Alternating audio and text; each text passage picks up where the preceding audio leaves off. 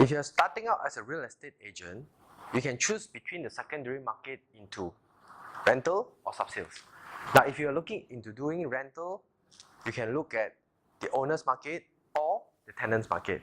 Now, if you look into secondary sub-sales market, you can look into representing the owner or also the buyer. Now, if you look in these two sections, I would recommend all the new agents to focus on one segment of either of the column here. Now, if you're representing the owner, bear in mind that you have to do a lot of calls, you have to do a lot of appointments with the owners for their listings. So you have to do a listing collection of database with all the condo owners or the landed owners or whatever owners that you have come across. Make a list, create a diary, put everything into one column and represent the owners. Market or the tenant market, you do not have to do much of the owner listing collection. You have to focus on advertising. You have to spend some money into iProperty, Property Guru, social media, or word of mouth, or co-agency. So you have to build a really good relationship between your co-agent who is representing the owner if you want to succeed in the buyer or the tenant's market. So the reason why you have to focus on one section, and I do not encourage you to focus on two sections, for one very simple reason: focus.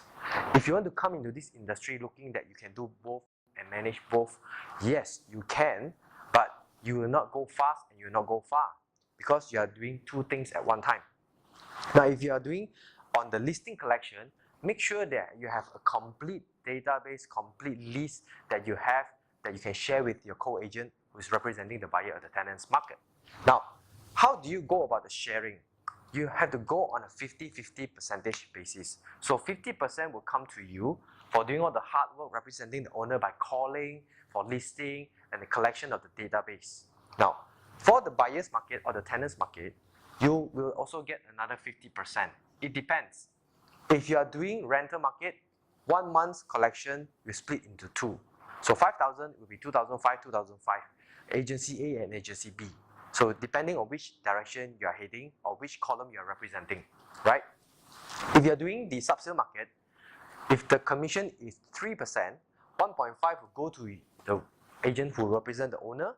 The other 1.5 will go to the one who represent the buyer in this column.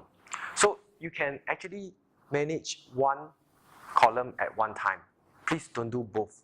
Based on the experience that most agencies have, or agents that has years of experience or vast experience in this industry, if you try to do both things at one time, I can tell you it is not to say impossible, but it's very tough and you get very tired out of it.